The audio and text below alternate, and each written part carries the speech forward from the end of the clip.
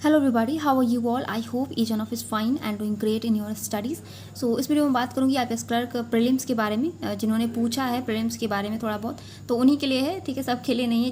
जिनकी क्वेरी थी कि आप कैसे स्टार्ट करो, जो लोग बिगिनर हैं, एकदम इनिशियल स्टेज से स्टार्ट करने वाले हैं, या फिर जिन्होंने एग्ज़ाम दे रखा है, ठीक है। तो बस वही प्रीलिम्स का बात इसलिए मैं करूँगी क्योंकि मैंने प्रीलिम्स जितने बार भी इसका प्रीलिम्स हुआ है मैंने क्वालिफाई किया है, एंड बहुत बार मैं मेंस भी इसका दे चुकी हूँ, ठीक है। तो लास्ट ईयर की बात करें तो लास्ट ईयर में मार्क्स 90.25 समथिंग थे, एंड उसमें रीजनिंग सेक्शन की बात करें तो मेरे फुल मार्क्स थे 35 आउट ऑफ 35, एंड कॉन सेक्शन में 32 थे, एंड इंग्लिश सेक्शन में 23.25 समथिंग, ठीक है। तो बस इंग्लिश सेक्शन में थोड़ा सा कम हो गए, मुझे ऐसा लग रहा है, क्योंकि एक्यूरेसी नहीं वहाँ पे मेंटेन हो पाई।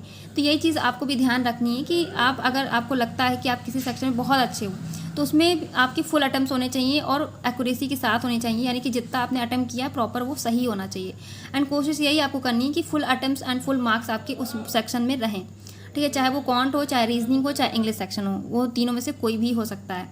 रही बात थोड़ा सा इंग्लिश सेक्शन की, तो ऐसा नहीं है कि सबका थोड़ा थोड़ा लाइक करता है, बट कुछ लोग ऐसे हैं जिनके 30 आउट ऑफ 30 आते हैं एंड वो कर सकते हैं, क्योंकि क्लरिकल का एग्ज़ाम है, बहुत ज़्यादा इतना टफ नहीं रहेगा कि आप नहीं कर सकते हो। तो कोशिश ये करनी कि आपको 25 के आसपास ही रहना है। 25 प्लस हो तो बहुत अच्छी बात है, तो इसके आसपास आपको रखने हैं अपने इंग्लिश सेक्शन के मार्क्स, ठीक है।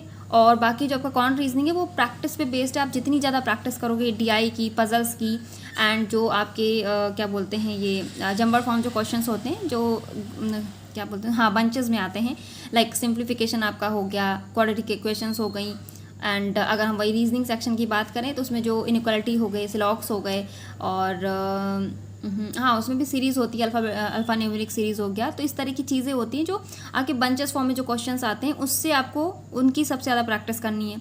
और पजल और डीआई को तो आपको मिस करना ही नहीं है, डेली आपको प्रैक्टिस करनी है। जितनी ज़्यादा आप पजल बना सकते हो बनाओ। वो चीज़ आपकी, अगर आपने आरआरबी का कर रखा है, ठीक है, ऑब्वियसली किया ही होगा फॉर्म फिल, तो उसमें तो आपकी हेल्प करेगा ही करेगा, इसमें भी करेगा, ठीक है। तो इन सब चीज़ों की आपको प्रैक्टिस डेली करनी है, ठीक है। आपको ये नहीं सोचना, जैसे कि एक बार किसी ने मुझसे पूछा था कि सर, हाँ, मतलब बिगिनर ही थे, तो कितने अमाउंट्स क्वेश्चन करने हैं, कितना डेली मुझे प्रैक्टिस करनी है। तो मैंने जैसे उन्हें बोला कि डेली आपको 15 to 20 पजल्स करनी है, तो उन्होंने बड़े शॉकिंग एक्सप्रेशन थे, कहा कि इतनी सारी पजल एक दिन में। अरे इसके 2 गुना, 3 गुना, 4 गुना मैंने खुद किया है, ठीक है। करना पड़ता है, स्टार्टिंग में हो जब आप, तो जब आपकी हैबिट नहीं बनेगी प्रैक्टिस की, तो आप कैसे वहाँ पे एग्ज़ाम में परफॉर्म कर पाओगे, कैसे। एक होता नहीं कि वहाँ पे जब आप क्वेश्चन देखोगे, तो जब आपकी हैबिट नहीं होगी करने की, तो आप क्वेश्चन देख के, मान लीजिए कोई पजल ऐसी आ गई, कहीं पे भी आप स्टक कर गई, तो अगर आप प्रैक्टिस में नहीं होंगे, आपने उस तरह की पजल नहीं देखी होगी, तो आप नहीं बना पाएंगे। इसलिए मैं कह रही हूँ कि आपको प्रैक्टिस करते रहना है डेली, और हर टाइप्स की पजल करनी है जितनी भी आपकी होती हैं।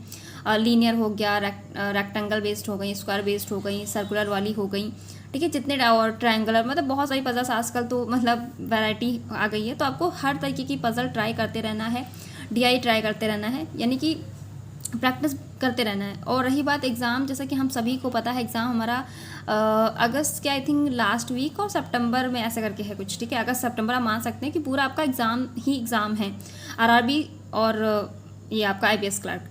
तो बहुत ज़्यादा टाइम नहीं है, जुलाई का ये अगस्त का। अगर आईपीएस क्लर्क की बात करें तो आप 1.5 महीने मान के चलो, वो भी बहुत मुश्किल से।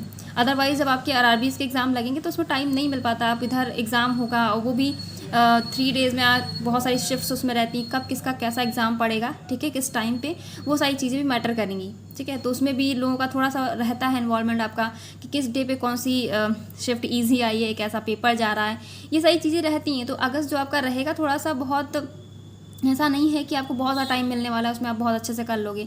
तो ये जो टाइम है आपका जुलाई का, उसमें आप जितनी ज़्यादा प्रैक्टिस कर सकते हो उतनी ज़्यादा करो, ठीक है। और जो बहुत ज़्यादा, अगर आपने जस्ट अभी स्टार्ट किया है तो मॉक, हाँ, दे सकते हैं आप, एक ट्राई करिए, लेकिन आपका सिलेबस जो है कंप्लीट होना चाहिए, जो बेसिक्स आपके हैं वो सारे होने चाहिए। क्योंकि एक कमेंट था जिन्होंने पूछा था कि आप जिन्हें मतलब स्टार्ट ही करना है बैंकिंग के लिए, और उन्होंने फॉर्म भी मतलब फिल कर दिया है, ठीक है। तो ये सारी चीज़ें तो आप बोल सकते हो एक्सपीरियंस के लिए ठीक है, बट मैं आपको ज़्यादा नहीं बोल सकती। ये तो बिल्कुल मैं नहीं बोलूँगी कि 1 महीने में आप प्रिपरेशन करके आपका एग्ज़ाम क्रैक हो जाएगा, या कर सकते हो, बट हाँ, प्रैक्टिस करते रहिए, आने वाले एग्ज़ाम्स में आपकी हेल्प करेगा, ठीक है।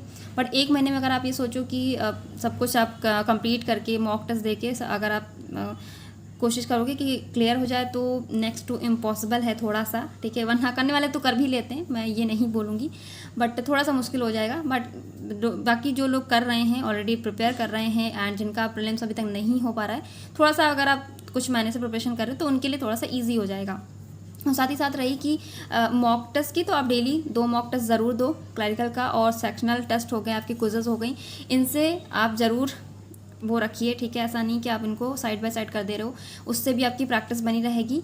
एंड अब भी बात आती है कि प्रीलिम्स के साथ, जैसे कि प्रीलिम्स हमारे होने वाले हैं, तो मेंस का क्या, जो जैसे कि जिनका प्रीलिम्स भी अभी तक नहीं निकल रहा है वो कर रहे हैं, उनका अगर आप ये सोच के चलो कि प्रीलिम्स कर रहे हो तो मेंस कैसे क्या करेंगे, तो एक बात ये जान लीजिए कि इस बार जो चीज़ें मतलब हमेशा रहती हैं ऐसा नहीं है, बट जो वैकेंसीज़ का चीज़ें चल रही हैं, कट ऑफ का जो सब चीज़ें चल रही हैं, उन सब चीज़ों को आप अगर देखोगे ना, तो अगर आप ये सोचो कि आप प्रीलिम्स अगर इतना लाइटली लेके करोगे ना कि हाँ चलो हो जा रहा है, हो जाएगा, मेंस करते हैं अभी, तो थोड़ा सा मुश्किल है, ठीक है। इस बार तो प्रीलिम्स निकालना भी बहुत बड़ा चैलेंज है सबके लिए, ठीक है। तो इसलिए ध्यान रखिएगा कि कहीं मेंस की प्रिपरेशन के चक्कर में आपका प्रीलिम्स ना कहीं लैग कर जाए, ठीक है। कि अगर आप मेंस का प्रिपरेशन कर रहे हो और यहाँ अगर आपका प्रीलिम्स ही नहीं क्वालिफाई होगा तो चीज़ें थोड़ा सा आपके लिए भी होंगी और जो लोग कर रहे हैं, तो इन चीज़ों को बैलेंस बना के ज़रूर चलिएगा, ठीक है। कि आप प्रीलिम्स में आपकी कमांड बहुत अच्छे से होनी चाहिए।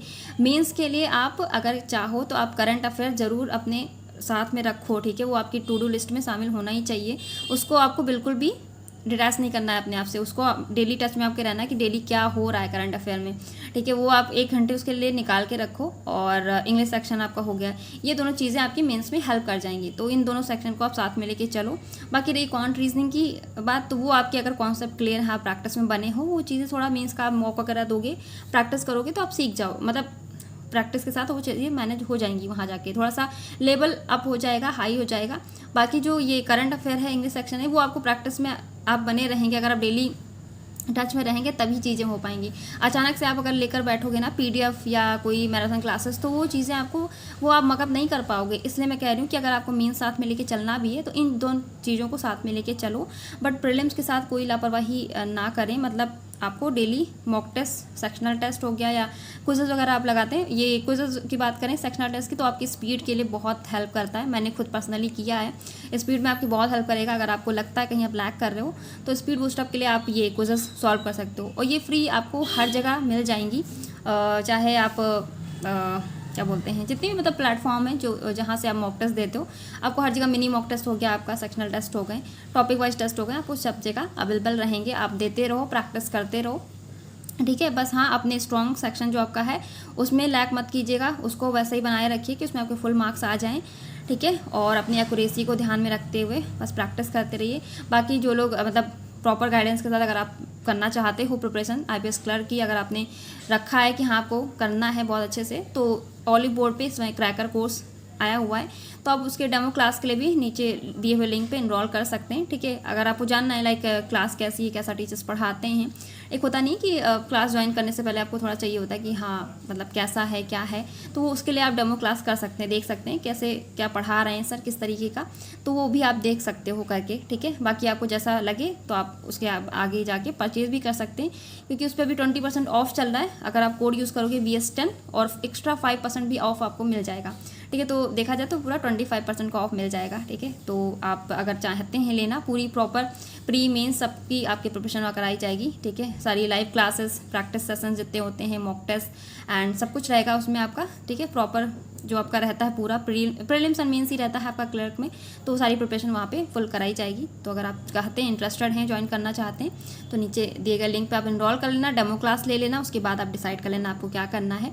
बाकी बस प्रैक्टिस करते रहिए, मॉक टेस्ट देते रहिए जितना ज़्यादा हो सकता है, एक्यूरेसी मेंटेन करते रहिए, और अपनी स्पीड बूस्ट करने के लिए क्विज़ेस और सेक्शनल टेस्ट अटेम्प्ट करते रहिए। ओके, सो बस इतना ही बताना था। बाकी कोई डाउट हो आपको तो आप कमेंट सेक्शन में पूछ सकते हैं।